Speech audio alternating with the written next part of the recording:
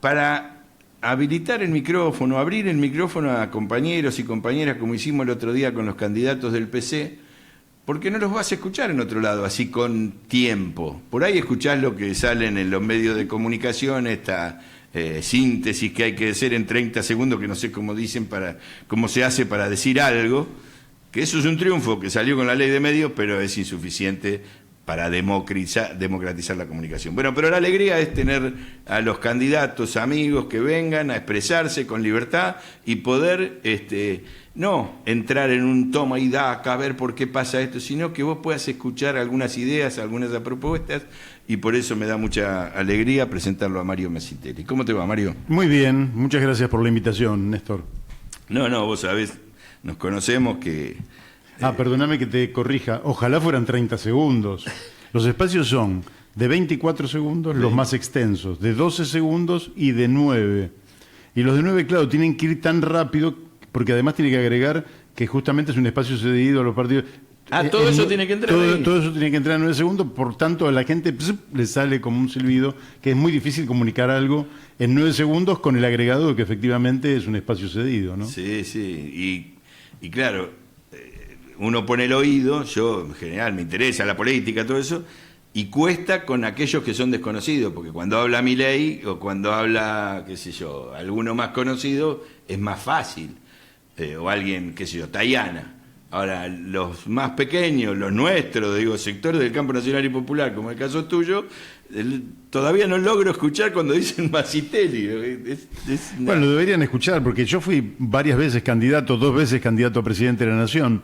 Lo que pasa es que a mí digo en los horarios que me tocó a mí. Los grandes medios, como vos decís, allá por la década del 90, particularmente el grupo Clarín, decidió ponerme en una campana de silencio, y cuando Clarín te ponía en una campana de silencio, era muy difícil romper, porque sí, tenías espacios que te daban un lugar, pero evidentemente en aquel entonces... más que hoy todavía. Tenían casi un monopolio de la comunicación. No, seguro. Claro, sí, entonces, sí. Bueno, pero entonces, claro, tenés tipos improvisados, incapaces, que no tienen idoneidad de ninguna naturaleza, como el presidente de la Nación, pero que se le abrieron rápidamente todos los medios de comunicación, lo instalaron, el poder económico logró instalarlo, y puso a este hombre que, junto con toda la élite económica de la Argentina, constituyen un equipo que degrada a la Argentina, pues son incapaces, incultos, en fin, y mirá lo que están haciendo de nuestro país. Sí, mira, no te quiero robar mucho tiempo porque quiero escucharte y quiero que tu mensaje llegue a los oyentes, pero esta mañana leía Clarín una nota a la que puede ser la primera candidata por provincia de Buenos Aires, Reinhardt, algo así, pero era una apología de su vida, que lo único que ha hecho es un programa en Canal 7 dedicado a los perros, pero muchos párrafos hablando de eso, vendiéndola como candidata. ¿Hasta dónde quieren llegar tanto el presidente como los medios de comunicación que acompañan para degradar la política, no? Totalmente. Yo creo que lamentablemente la política argentina se ha desprestigiado fruto de administraciones insuficientes, en el mejor de los casos. Y en el peor de los casos, realmente llevando el país por lugares absolutamente insólitos, absurdos y grotescos.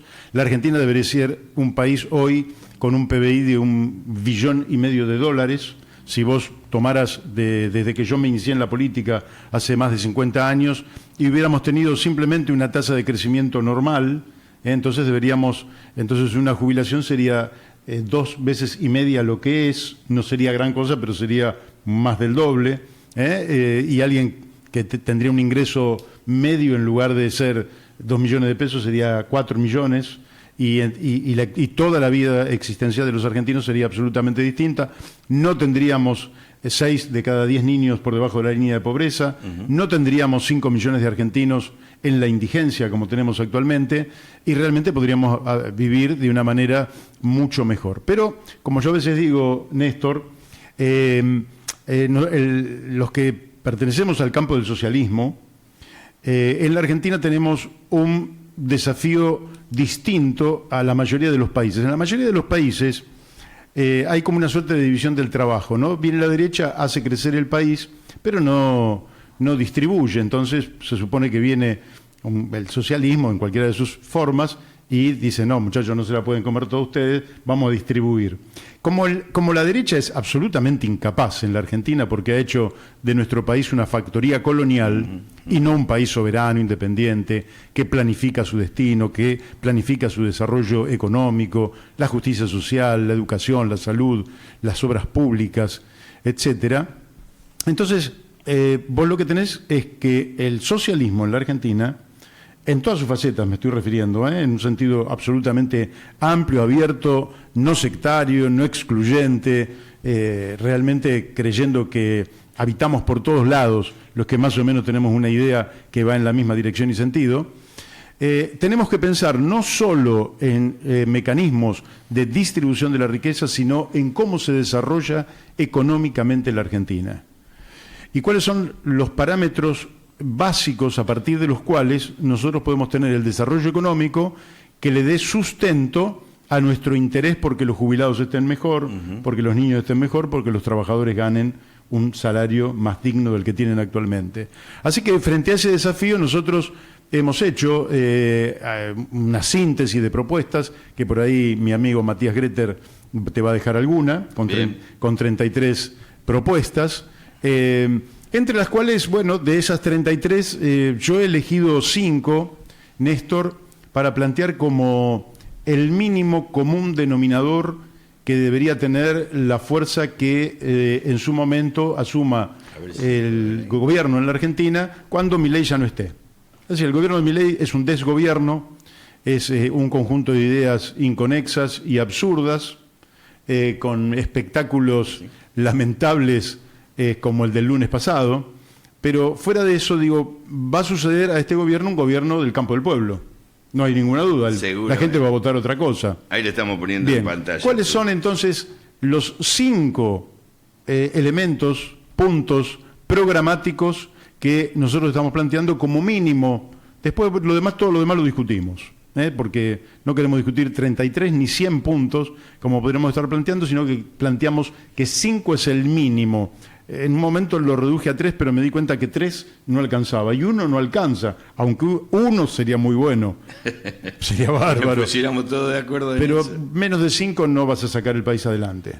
El primero es que hay que cambiar las identidades financieras.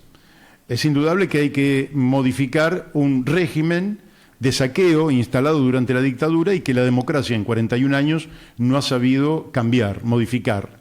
¿Y en qué consiste este cambio? Bueno, básicamente la ley de entidades financieras, liberalizando los circuitos por los que discurre el dinero, cuasi monopolio que tienen las agencias financieras, los bancos en particular, quiere decir que los bancos son parte del problema en la Argentina y no parte de la solución. Lógicamente, liberalizando absolutamente todo, manejan las tasas de interés. Y las tasas de interés son las que te hunden. Hay una fórmula que es increíble que... Y eso pasó en la dictadura militar. Esto viene de la dictadura militar. Febrero de 1977 firman José Alfredo Martínez de Oz, que sabía lo que estaba firmando, Jorge Rafael Videla, que no tenía la menor idea de lo que estaba firmando, porque un inútil que nunca debió haber aceptado ser presidente, porque si no tenés capacidades para una tarea no tenés que aceptarla, pero era un idiota útil que utilizó la oligarquía y el imperialismo para imponernos algunas cosas, entre ellas la ley de entidades financieras, que terminó en un desastre a fines de la dictadura. Que persiste. Claro, y que persiste. ¿Qué es lo que hay que hacer allí? Bueno, hay que ir por una ley que ponga las finanzas al servicio del trabajo, la inversión y la producción, para que todo trabajador, todo emprendedor, todo pequeño productor, industrial, comerciante, alguien que tiene una idea pueda tener un financiamiento razonable con tasas de interés que sean más bajas que la tasa de ganancia que va a obtener el que realmente va a hacer la creación económica. Este es un formato que vos sabés que yo vengo de la escuela técnica. Me extraña mucho que nuestros economistas nunca digan que si la tasa de interés es mayor a la tasa de crecimiento de una economía, esa economía marcha a la ruina inexorablemente. No hay ninguna posibilidad. Que sea otra cosa. Si vos pones a una tortuga y una liebre, salvo en la fábula, en todos los casos, si las dos corren, por muy atrás que venga la liebre, que sería la tasa de interés, y por muy adelante que esté la tortuga, que sería la tasa de crecimiento de la economía, en un momento la liebre alcanza a la tortuga y la sobrepasa. Y cuando la sobrepasa la empieza a hundir porque empieza a hipotecarle el patrimonio a la tortuga. Para que la tortuga la alcance, tiene que ir hipotecando y deshaciéndose de su patrimonio. Entonces, si nosotros no modificamos la ley de entidades financieras, el próximo gobierno fracasa. No me importa quién es. Fracasa inexorablemente. Segundo tema, y lo voy a hilvanar a la deuda externa. Si no se replantea la deuda externa en términos de resolución soberana del problema, ¿qué quiere decir resolución soberana? Los argentinos analizamos la deuda y decimos solo se puede pagar en estas condiciones. Y voy a detenerme porque voy a hilvanar con el punto anterior. La tasa de interés que paga la Argentina es del 8% en promedio. Lo dice el Ministerio de Economía, no lo digo yo. 8%. Sobre una deuda que está superando los 500.000 millones de dólares en cabeza del Estado Nacional, sin sumar las deudas de las provincias, de las empresas, los fondos fiduciarios, las deudas judiciales que tiene el Estado, con lo cual nos iríamos arriba de los 600.000 millones de dólares, con lo cual tendríamos más que un PBI de deuda. Ahora bien, si vos tenés una deuda de 100 y un PBI de 100, vamos a poner para el ejemplo, pero la deuda crece al 8% y la economía crece al 2%, es indudable que el crecimiento de la economía, de la deuda, te va a consumir y te va a llevar a la ruina. ¿La ruina qué es? Que entreguemos el patrimonio de los argentinos. Ya entregamos las empresas sin beneficio de ninguna naturaleza, porque transformamos stocks de capital en flujos inversos de capital, es decir, un pequeño stock del 10% vino para quedarse con una empresa de servicios públicos argentina, y a partir de ese 10% que ingresó para apropiarse de una empresa que era nuestra, a través de la ganancia empezó un flujo de salida que lógicamente te fue haciendo un agujero. Eso fue, para aclararlo, las privatizaciones de la era de Menem. De Menem, con las cuales decían que terminaba el tema de la deuda, pero claro, en realidad lo que ocurrió es que Menem tuvo que empezar a endeudarse porque el flujo que se iba para afuera necesitaba dólares. Y para sostener ese flujo, que era la ganancia de dichas empresas, más la fuga, etcétera, etcétera, vos terminabas acrecentando la deuda. Entonces, el tema de la deuda hay que replantearlo en tiempos históricos mucho más prolongados, firmes, y con una tasa de interés que en ningún caso puede superar el 1% a la tasa que paga la Reserva Federal de los Estados Unidos. No puede superar el 1%. Y eso es así, el que quiera cobra y el que no quiere no cobra. Son las condiciones que impone un Estado soberano. Si no, el país marcha a la ruina, fracasa el próximo gobierno. Tercer condición, la prórroga de jurisdicción.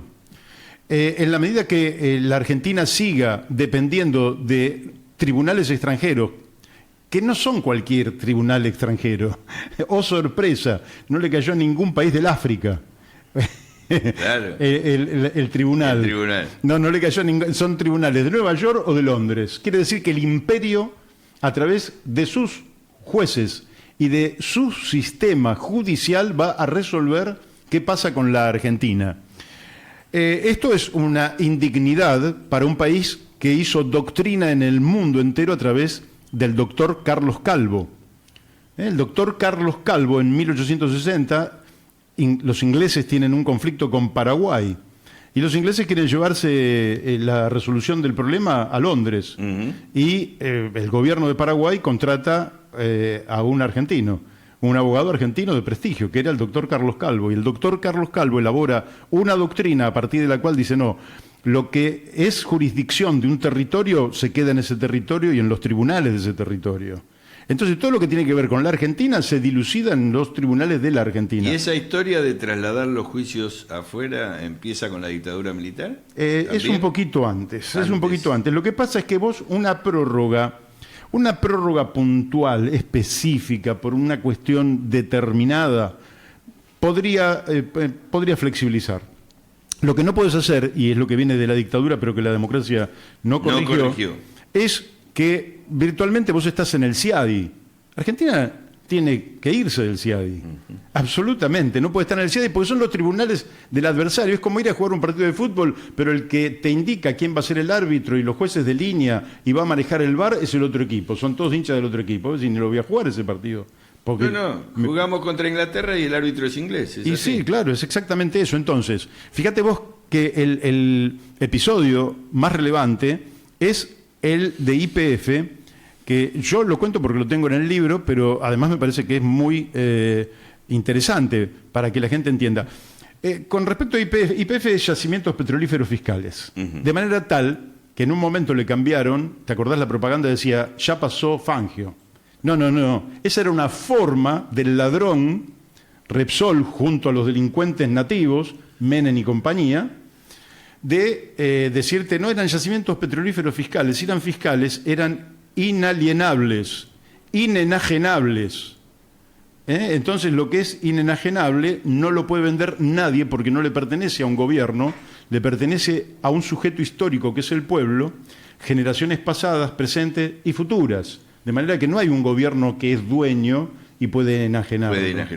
Ahora, entonces, Yacimientos Petrolíferos Fiscales se entrega. Bueno, no te hago toda la historia porque sería largo. En los 90 se entrega. No, hay chicos que ni deben saber que eso pasó. Bueno. Y hay gente grande que no se debe acordar que nos sacaban el cartel de YPF y ponían Repsol.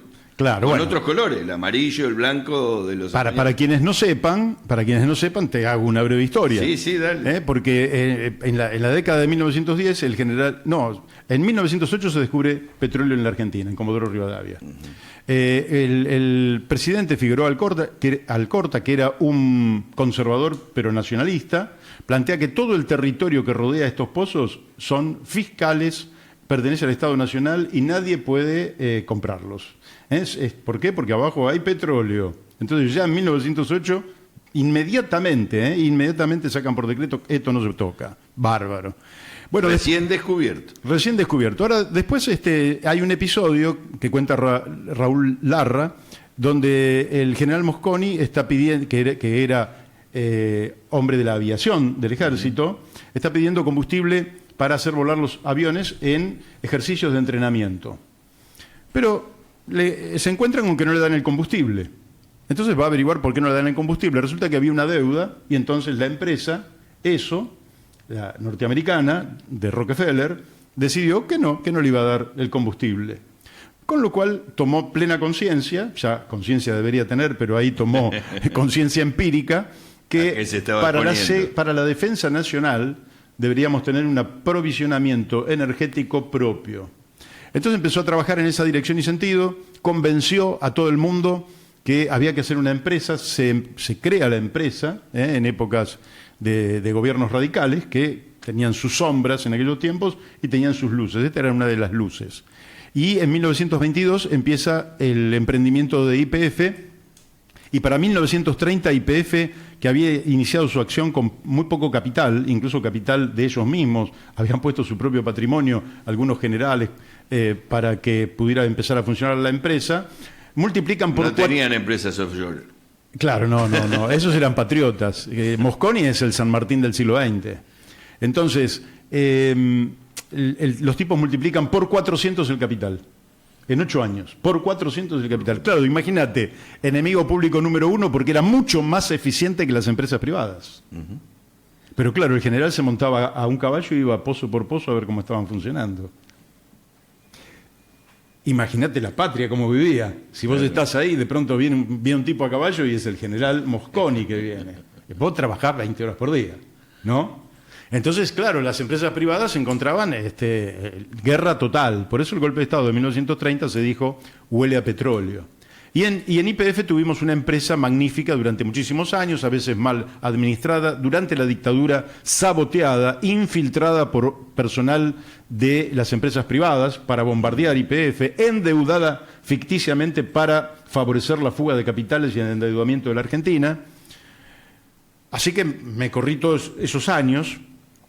Y en 1990, Menem, que había iniciado su gestión con un programa de gobierno que todavía debe estar presentado en el Juzgado Federal número 1 de Servini de Cubría, quiere decir que cualquier interesado podría ir ahí y ver cuál era su programa, hace exactamente el programa contrario. traiciona lo que se había comprometido. O sea, que decir que es un infame traidor a la patria es la descripción de una realidad, no es ningún insulto, ninguna descalificación, es simplemente un infame traición a la patria si es que su patria era la Argentina y no era un beduino con lógica de beduino, si es que su patria era la Argentina. Entrega YPF, totalmente.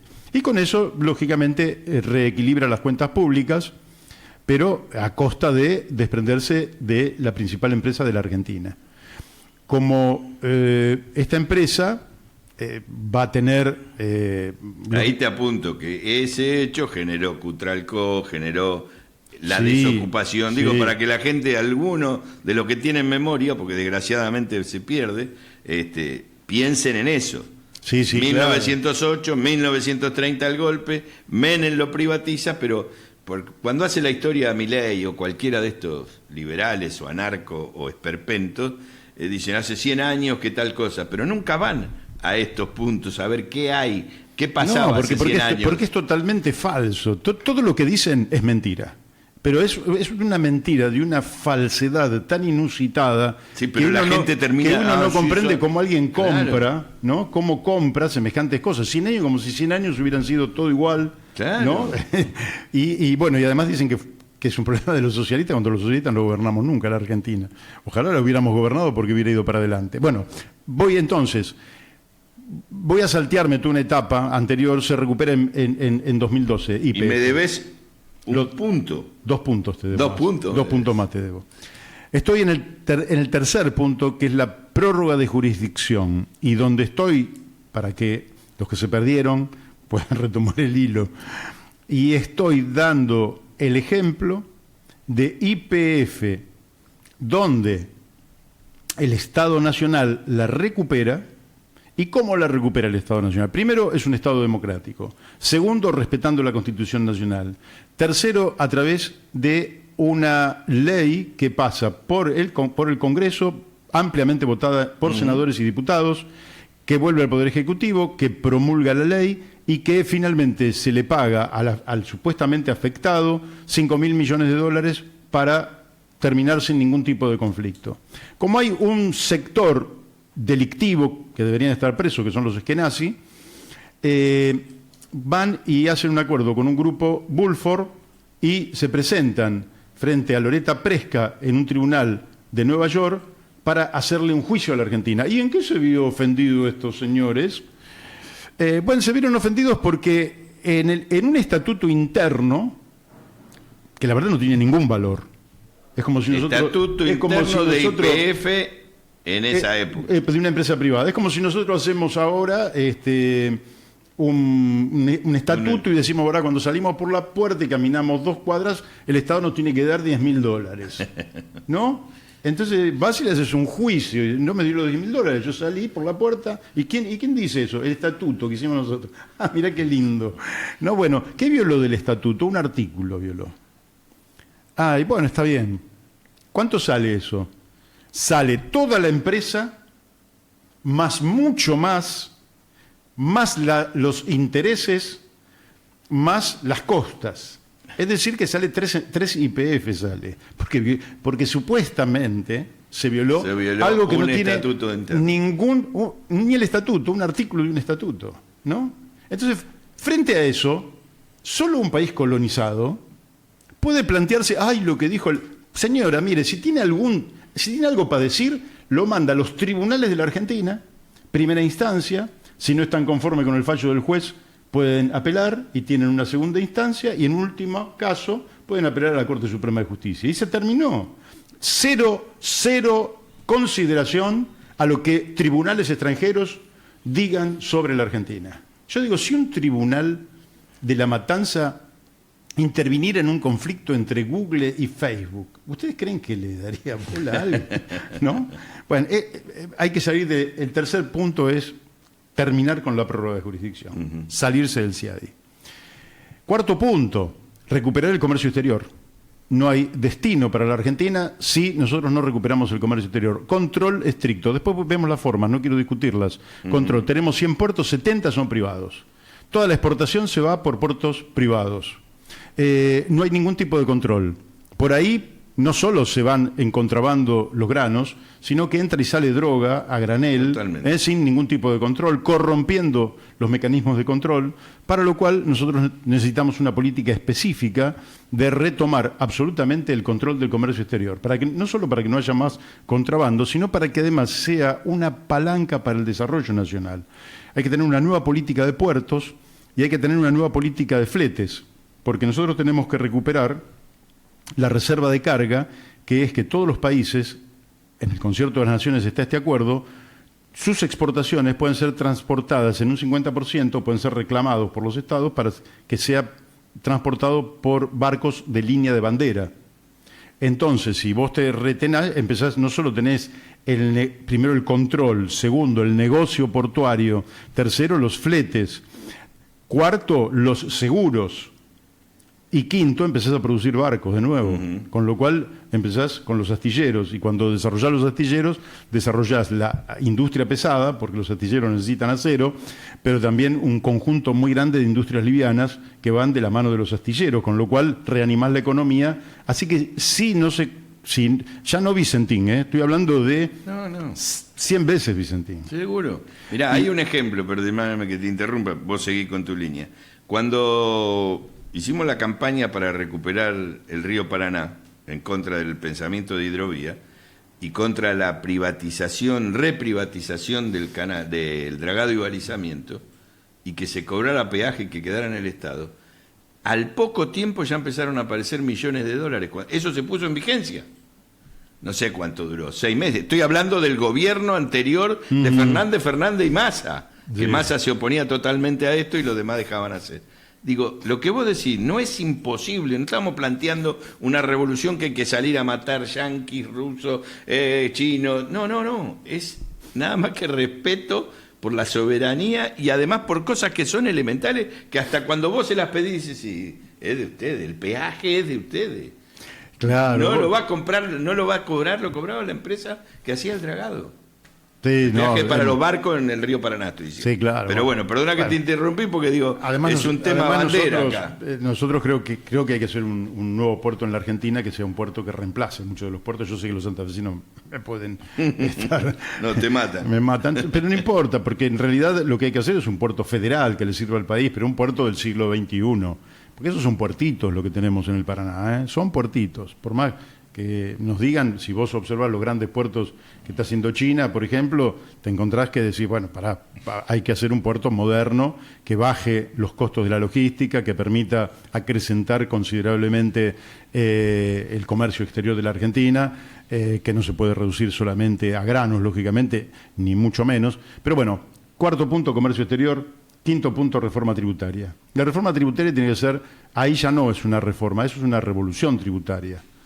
La revolución tributaria tiene que ver con que la Argentina, al privatizar todas las rentas de la nación, y acá también, que me disculpen algunos amigos que maldicen a Rivadavia con justas razones, pero la ley de enfiteusis era revolucionaria. Es decir, mil razones para putear a Rivadavia. Bien, perfecto. Pero no nos confundamos, porque a veces en lugar de defender los intereses del pueblo y de los trabajadores, estamos defendiendo los intereses de la oligarquía. La oligarquía no quería la ley de enfiteusis, la oligarquía quería robarse la tierra de los argentinos. Y se la robaron. Entonces... Cuestión que persiste en la Patagonia hasta el día de hoy. No, en todos lados. En todo el país. Pero la Patagonia... Y en la Patagonia es más grave. Entonces, la reforma tributaria tiene que ver con que de los dos grandes manantiales de la riqueza, que son la naturaleza y el trabajo, el Estado tiene que financiarse con el manantial de la naturaleza y no del trabajo. Es decir, toda aquella renta que produce la naturaleza más allá de el esfuerzo, de la organización, del emprendimiento, de la capacidad organizativa de la empresa, de sus capacidades múltiples que puede tener una empresa, más allá de todo eso, hay algo que proviene de la naturaleza. El Estado debe apropiarse de esa renta. Esto lo estudió primariamente David Ricardo, antes de Marx. Y ahora hay que extender el criterio a todos los órdenes. Siendo el pueblo de la nación argentina el sujeto dueño de todo el territorio, el subsuelo, las riquezas minerales, los cursos de agua, las caídas de agua, el mar, la plataforma, el espacio aerocomercial, el espectro radioeléctrico, etcétera, etcétera, de el uso de todo esto, del uso, deben emerger las rentas del Estado. Y no castigar, como se castiga actualmente. Néstor, esto lo conozco de hace tanto tiempo, ¿no? Hoy, ¿en dónde recae el peso del gasto público? En los consumidores y básicamente en los más pobres, que son los que más proporcionalmente aportan a sostener el gasto público. ¿Por qué? Mira, yo fui comerciante. Claramente, cuando yo tenía un producto, me llegaban más los impuestos. Yo, al costo más los impuestos, le sumaba mi ganancia. ¿Quién paga? Yo pagaba el impuesto. Yo lo pagaba porque era agente de retención, pero en realidad el que lo pagaba era el que se lo llevaba, era el consumidor. Entonces le salen los empresarios diciendo, no, pagamos muchos impuestos. Sí, pagamos impuestos porque somos agentes de retención. Lo que pasa es que si vos facturás, pero después no pagás el impuesto, te estás afanando el impuesto, que es lo que hacen ellos. Y entonces, castigando al Estado, justifican que se afanan los impuestos. No, y o que no los pagan, es la eliminación o que los eluden, del Estado. o elusión. Entonces, una reforma impositiva que, trabajando sobre las rentas que se han privatizado, que se vuelven a socializar esas rentas, como la herencia difusa, pero no te voy a contar la herencia difusa, pues eso es otro libro. Lo dejamos para otro día. De esas rentas tiene que salir. Entonces, ¿vos qué incentivás? De nuevo, como dijimos con las finanzas, ahora, como vos vas a bajar prácticamente al mínimo los impuestos al consumo, prácticamente vas a hacer desaparecer los impuestos al trabajo, a la inversión y la producción. Vos tenés 20 años de desarrollo productivo, a todo galope, las fuerzas productivas en la Argentina se desatan, no como dice Milei, que está totalmente equivocado y que a todas luces ha puesto en práctica sus ideas, son un fracaso rotundo que lo único que hace para alimentar estas ideas es pedir plata prestada y endeudarnos, ¿verdad? E hipotecarnos. Yo creo que es el objetivo. Entonces, con el que... estos cinco puntos son, lógicamente que tenemos un montón de otros puntos, pero estos 5 puntos yo te diría son el mínimo que nosotros podemos exigirle a un frente que no quiera defraudar a nuestro pueblo. Ya dejo la palabra fracaso o éxito de lado, que no defraude a nuestro pueblo. Nuestro pueblo se está desapegando de la cuestión pública, de la política, maldice a los políticos porque su vida se empeora. No solo se empeora, sino que la perspectiva de que mejore se vuelve nula y mucha gente como yo, bueno, tenés tus hijos, tenés tus nietos y tengo una bisnieta. Entonces vos decís, puta, ¿qué le estamos dejando? ¿Qué perspectivas tiene de hacerse una casa un chico de 20 años? De hacerse una casa. Ninguna. No tiene nada. Que se casó, quiere tener sus hijos. ¿Cuánto tiene que ganar para poder hacerse una casa? Entonces prácticamente ninguna. Hay que volver a una Argentina, hay que ir a una Argentina que le brinde a los jóvenes un espacio realmente de gran optimismo. Es decir, yo personalmente, Néstor, tengo un optimismo desbordante. Creo que el mundo necesita otra Argentina y los argentinos no nos damos cuenta.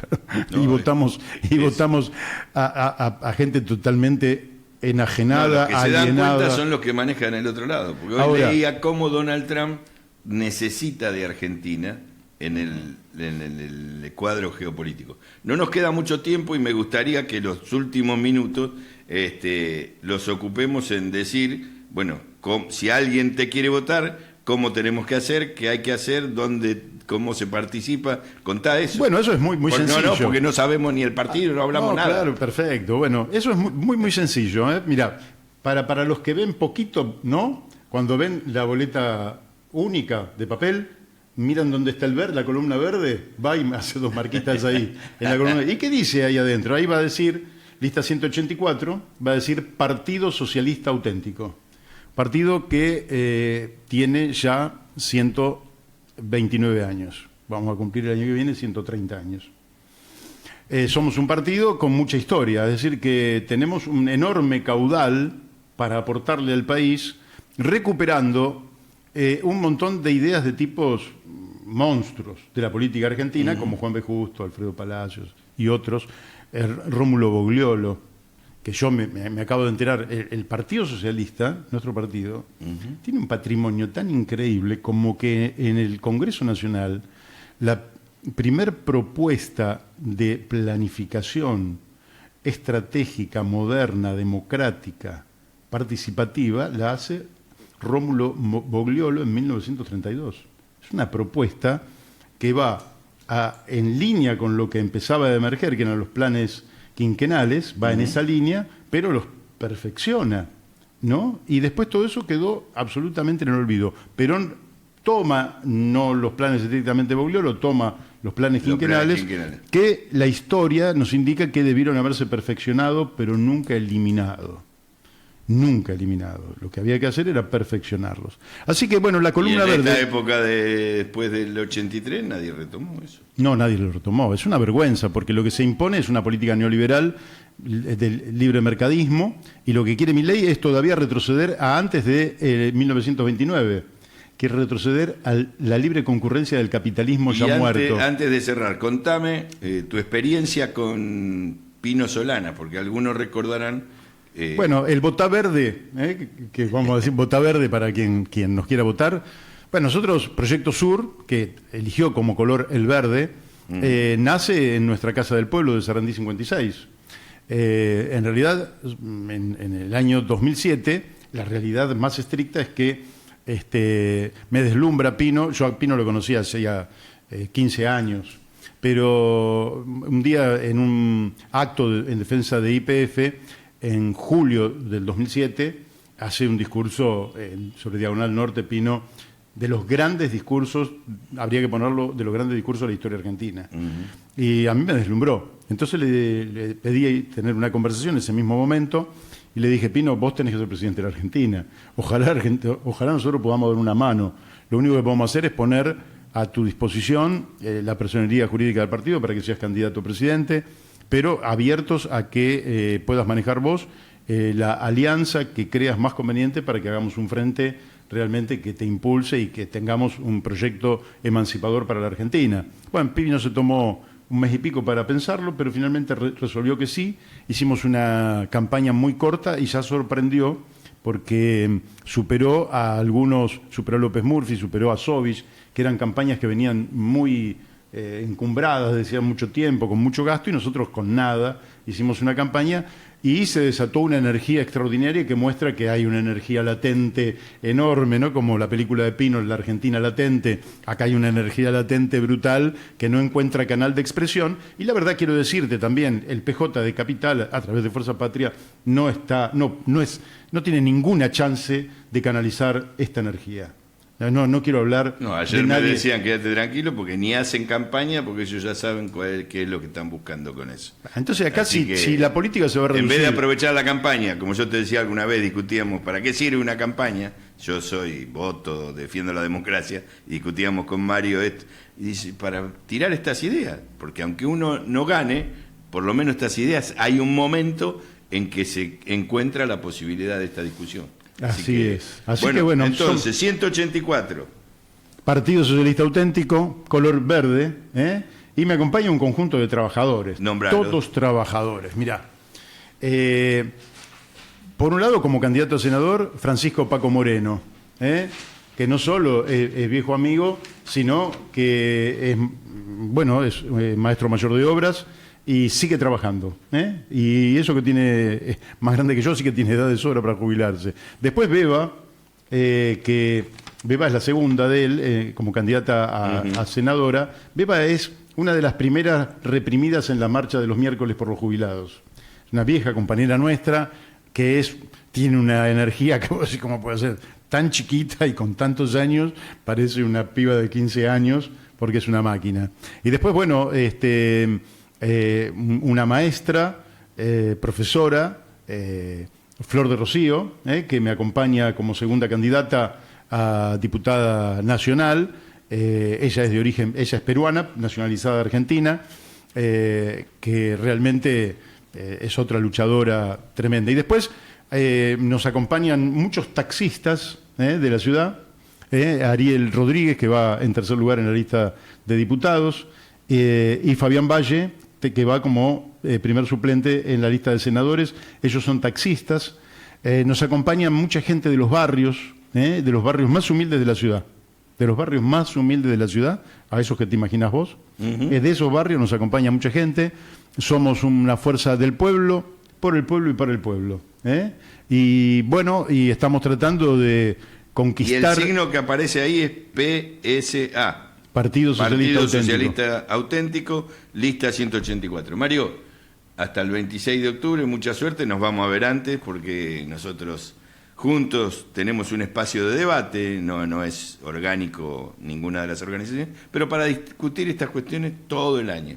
Y ojalá que más micrófonos se te abran para que estas cosas se conozcan. Muy bien, y plataforma que busca la unidad y que es lo único que puede generar una nueva alternativa para que en el futuro no esté el pasado.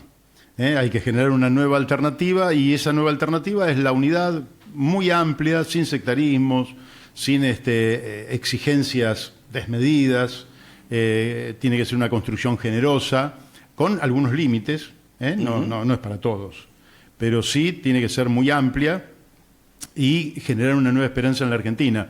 Dramáticamente, entre la pandemia y el fracaso del gobierno de Alberto Fernández, se les abrió la oportunidad a la ultraderecha, que ya está, es decir, es una ultraderecha que los que venimos con mucho ejercicio en esto sabemos que sus ideas eran inconducentes para la Argentina, pero ya está demostrado que lo son, que son corruptos, que son amorales, que tienen muchos vínculos con las mafias, que no al cohete. Milei decía, yo prefiero las mafias al Estado. No, pero que la desaparición del Estado trae eso. Claro, muy vinculado. El avance de las mafias. El Estado garantiza todos estos 5 puntos que vos describiste, y la pelea por la ley de identidad financiera, que vamos a tener que sumar muchísima gente, porque yo participé de la ley que vino contra otra ley de la dictadura, que es la ley de radiodifusión. Tenemos que ir ahora con la ley en contra de la ley de identidad financiera, que se caiga. Gracias, Mario. Muchas gracias. Mucha suerte para el 26 y nos seguimos viendo. Gracias, Néstor. Mario Masitelli.